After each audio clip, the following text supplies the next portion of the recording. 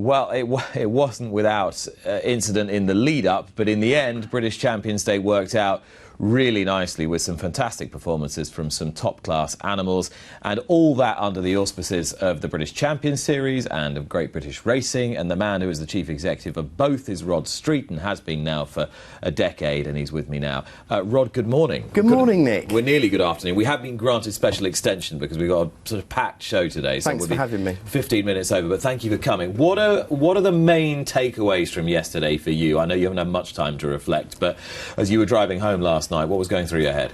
A number of things. I think we had a fantastic afternoon's racing, which is key to it. Obviously, that move to the inner track for the first time, that contingency, was a very important thing, and we'd had a fairly anxious week with the weather and the build-up, but it was great to see on that track that you had two favourites win and a second favourite beating the favourite by a nose, and so I think the good horses went through that ground on the inner track.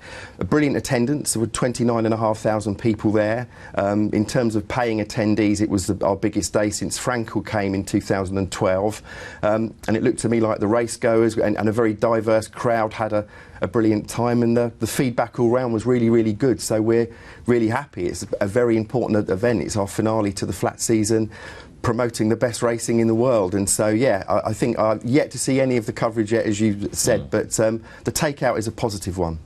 And you are trying to promote this day in alignment with trying to broaden the appeal of the sport. So it's slightly different in terms of the way you promote it to some of what else you do in the rest of the year. When you say there was a diverse crowd, can you put figures on that? Can you actually identify the makeup of the crowd? Yeah, we certainly know, because they now count children as they come in at Ascot. So we had 1,000 children there yesterday, and we have a fan zone down at one end of the racecourse with exercises and attractions and everything focused about getting people close to the racing, and so we know that we had a really young audience. We had 3,000 paying students yesterday, and that's a really, really big move. Sheikh Farhad, who's been, the enabler with Kipco of this amazing day and hugely supported, was a real fan of getting young people involved. His interest sparked off when he was at, I think, the LSE many years ago. So he's always been about getting students there, and he supported us in doing a free offer to students for the first 5 or 6 years of the day to get them coming along, but felt that at some point we needed to show the confidence in the product that we actually charge for it. It's a discounted ticket, it's a tenner, and we moved 3,000 of them and had all the students turn up, and I think that was great. We give them racing scarves so they kind of get, that partisan feel of the day. We offer them tips to sessions, and we want to get them closer to the racing action. I think it would be failure if we move 3,000 youngsters for a boozy afternoon. We've not really got them any closer to the sport, and what we're giving them, by comparison, on Champions Day, which is one of the best days racing in the world, arguably, is a 10-quid ticket to the equivalent of a Premier League match, Liverpool-Man City or something. So that was good, and of course, crucially, lots of racing aficionados. At the very core of this is a racing day, and I know that people who love flat racing turn up in big number, and I love that we get that mix. We've talked about this before, but I think it's worth revisiting it. Do you ever want to make it a day which is attended by, say, a Royal Ascot-sized crowd, a Royal Ascot Saturday-sized crowd, a 70,000 pumping grandstand? Do you envision it being a bigger deal?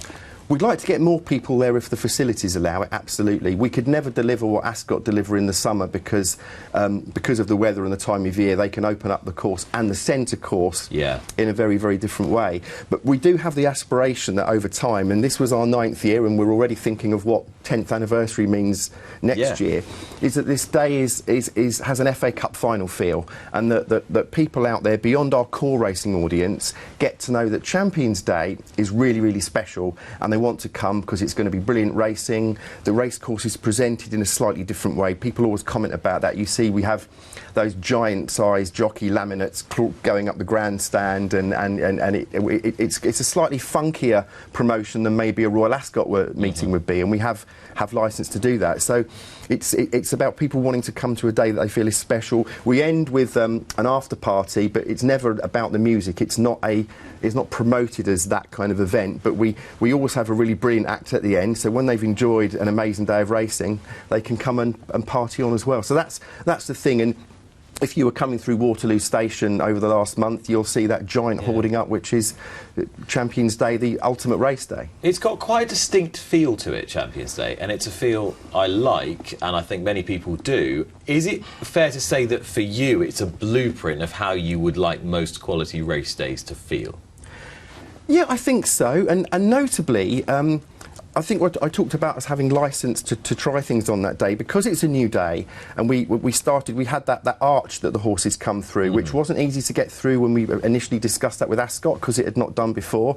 That arch is now used by Ascot for the Royal Ascot meetings, and again they saw something trialled on our day that they could use for a feature day, and we see other racecourses indeed around the world. They use the pennants that we do that introduce the jockeys. You see them used in Ireland, you see them used in France, and so yes, I think it's an opportunity to try things and see if they can be delivered on other days. But I am also respectful that all of these other iconic events during the season have their own identity, and so Royal Ascot has a very particular feel, which is I think important. They protect for their brand, and so again I think you just have to mix these things up. I'm more thinking about the vibe that you're trying to create when you say that you're trying to get people closer to the horse, get people close to the stars, get people close to the sport.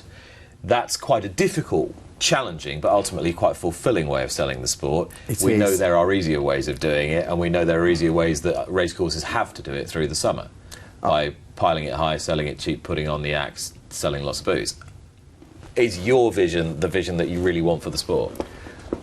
I'm a real advocate of that, yes, and getting people closer, because I think if we move circa 5.8 million people through racing during the year and we don't bring them closer to the action, it's failure on our part, and I think we grow that that love of the sport by getting people closer. I'm a real believer, incidentally, in it's about us being accessible. I hear the word simplified being used sometimes, and I don't think we need to simplify racing. I think that we need to make it accessible and interesting, and then people find their own way and level through the sport, and some will stay on the edges having a flutter and picking horses because they like the colour of the silks, and some people will end up being absolutely obsessed with sectional times, but we've got to make it accessible. So on race days like Champions Day and Champion Series races, things that we do like Meet the Racehorse are, I think, hugely important, and we work with Heroes Charity. We have a paddock and a retired racehorse available for the public to see in a special area, and there's often a queue as long for that as there is for the ice cream van during the summer race meetings. And in an increasingly urbanised society, it's important that people can meet horses, that they can go and get autographs off jockeys who are a whole lot more accessible than a lot of other sporting stars, and so any touch point that gets people closer to racing has to be a good thing. And now more than ever, you want to try and build an authenticity of a fan base who have repeat business. I remember the first time I ever heard you speak 10, 11 years ago about this. You had done the research on how many people are return racegoers. Yeah, absolutely. And the number was disappointingly low. Have you made progress on that? Yeah, we have made progress, and racing's retention has improved, and I think it's sort of on an annual basis it's gone to I think 40% from 35%, so more people are coming back year on year, which is positive. But the sport's running hard to stand still at the moment. We are under pressure. I heard earlier on in the show, references to cricket. There are lots of other sports and leisure operations trying to eat our lunch, and so the sport is having to work incredibly hard to keep people coming in. What is your marketing spend per year?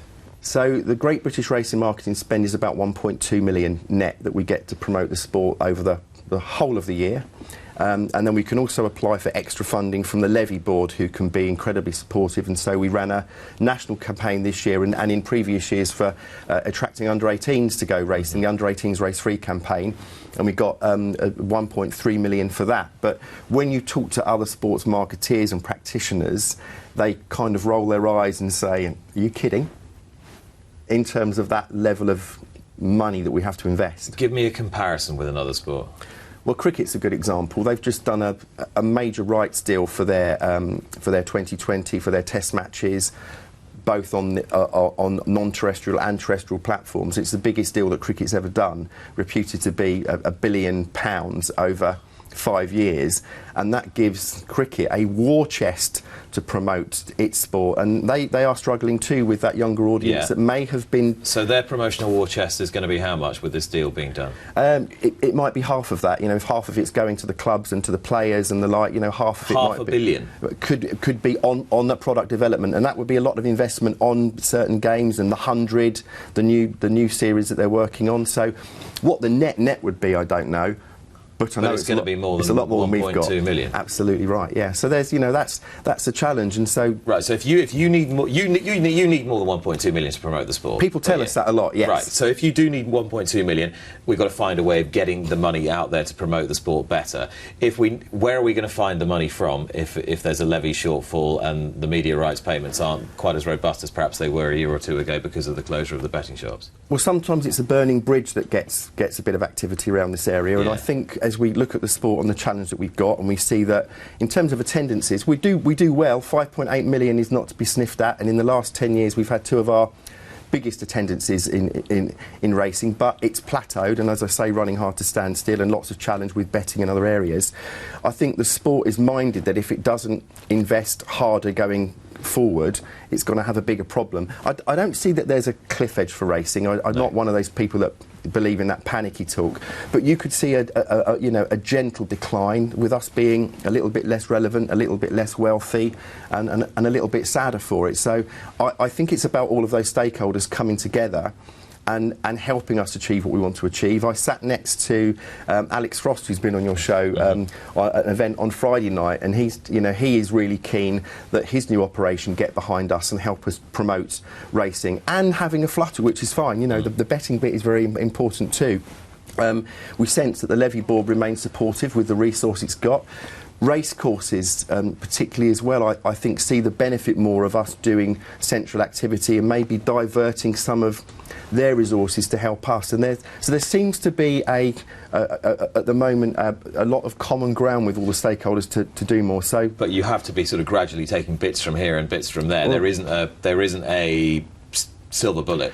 No, there isn't. And again, I'm respectful of the other challenges we have. We need investment in relation to equine and human welfare, prize money. I think the top tier is fine. On the tail end of a really important race day yesterday, the top tier I think bears scrutiny, but the middle and lower tier doesn't. So there's challenge. We have to be realistic about how much we can get ultimately. This is perhaps the most important question of all. How is your organisation helping the sport in relation to the massive welfare concern that's engulfing it internationally in terms of animal rights organisations and the momentum that they've really developed over the last 12 months or so? Well, I think we can do a lot more, and we have some plans in 2020 to actually get onto that. The BHA has a really important role here, and I don't think GBR is the organisation to stand out the front of the office in High Holborn and talk about a reduction in fatalities at Cheltenham over hurdles, for example.